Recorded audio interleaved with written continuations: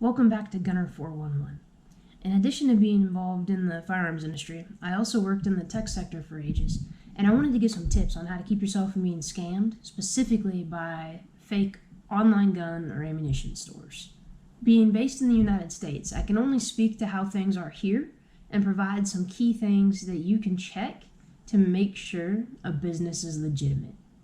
There are a ton of new businesses in the gun industry with everything that's happened globally in the last couple of years. However, that doesn't mean that we should be fooled by dishonest people trying to snag a quick buck. I'm in a lot of Facebook forums, and people are frequently asking about whether or not a specific website is legitimate. There are so many of them out there, it is absolutely crazy. It's a lot easier to determine whether or not a site is legitimate if they have firearms listed on the site than just ammunition, and I'm going to dive into why that is. Anybody can visit the ATS website and look up a federal firearms license. It's kind of crazy, right? Anybody can do it.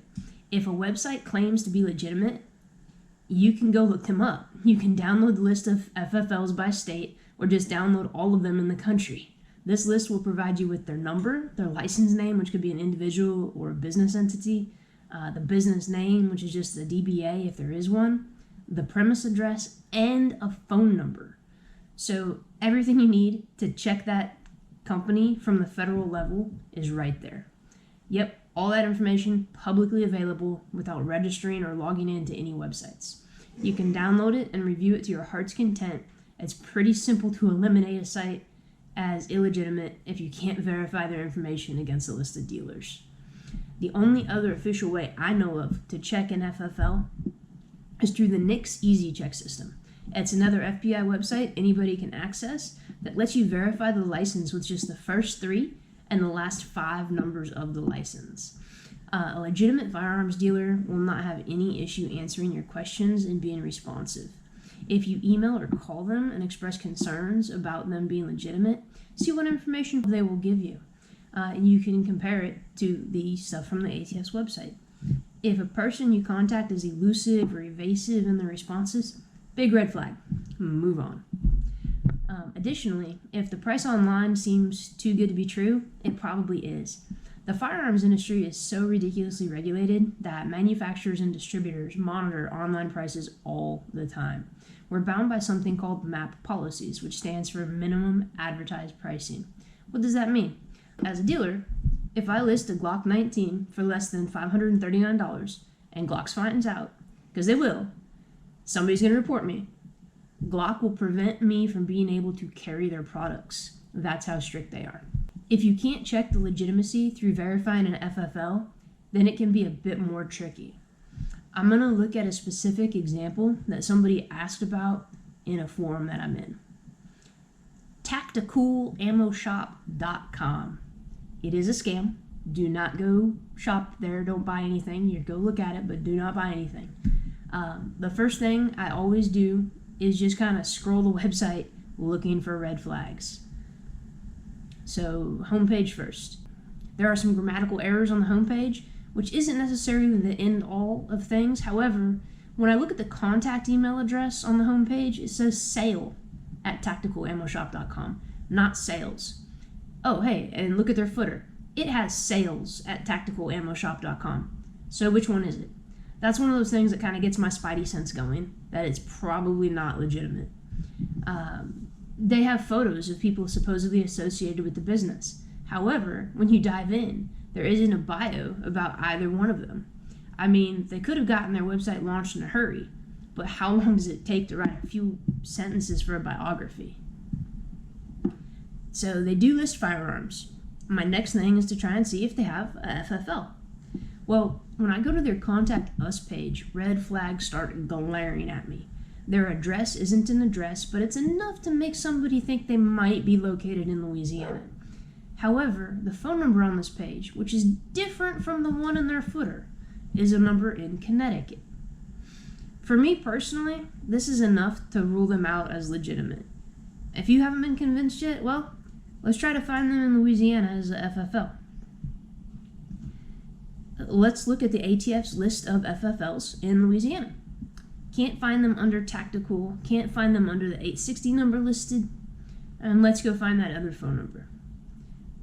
Oh, well, look here. Yet another red flag, because this contact page hasn't even been filled out with any information. Went back to the Contact Us page, and the footer was back in the bottom there with the 985 area code. Searched for the first 6 digits and got a hit. Oh wait, not the same number. So that number's not there, the other number's not there. This site is clearly full of red flags, and nobody should order from it. There are still some other things you can do in order to check website legitimacy as well. Things to consider are, what sorts of payments do they accept? If they're online and they do not take credit cards, run away. They're either trying to scam the government for tax purposes, which we may not all fault them for, or they're trying to take money and run. This particular site only takes Venmo, Cash App, or Bitcoin. I mean, come on, you have no recourse if you pay for something. One last thing you can check is if the site passes everything we've already covered and you just aren't sure, is their domain listing. Who owns the website? You can check their domain in the ICANN system. There isn't really information. I plugged in their domain to whois and it came back all private. Well, that in and of itself isn't the end of the world because somebody else may host it for them. There have been others I've checked where they were owned by a foreign entity. So obviously not a US-based thing, not going to be an FFL. Ultimately, if something is telling you not to trust them, don't. If you end up being scammed by any of these sites, there is more than likely nothing that you can do to recover your funds. It's unfortunate that we're at this point in society where we can't trust people to be honest, especially in the firearms industry where it's so safety sensitive and so important that we can. So all of that being said, there's a bunch of things you can check, and if the lines don't match up, if the I's aren't dotted and the T's aren't crossed on their website, be cautious. Not everybody knows web design, but if someone is taking their time to put their information out there, they're more than likely going to try and make sure everything's filled out. Missing 1 or 2 pages, yeah, okay, if they used a template, but when it's so many little things, especially about contact information, any legitimate business is gonna make sure you can get a hold of them. And if that information isn't clean, crisp, and clear, then it's probably not something worth risking. Like I said, and if for some reason, like say that tactical site had tracked back to an FFL in Louisiana, just by chance, somehow the address, maybe they used a real address. Let's go with that. Let's say they had a real address on there, but the phone number was different.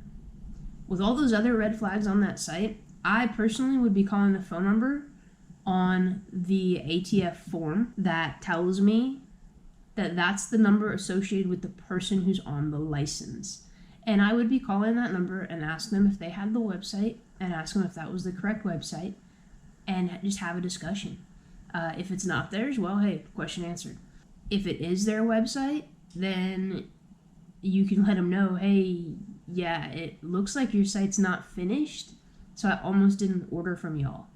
So there's a bunch of different things that can be done. So hopefully this information will help you or somebody you know be able to determine whether or not a website is legitimate when it comes to the firearms industry. A lot of people don't realize that you can look up the legitimacy of an FFL as an average person. So know that those resources are out there for you, and don't be afraid to ask questions.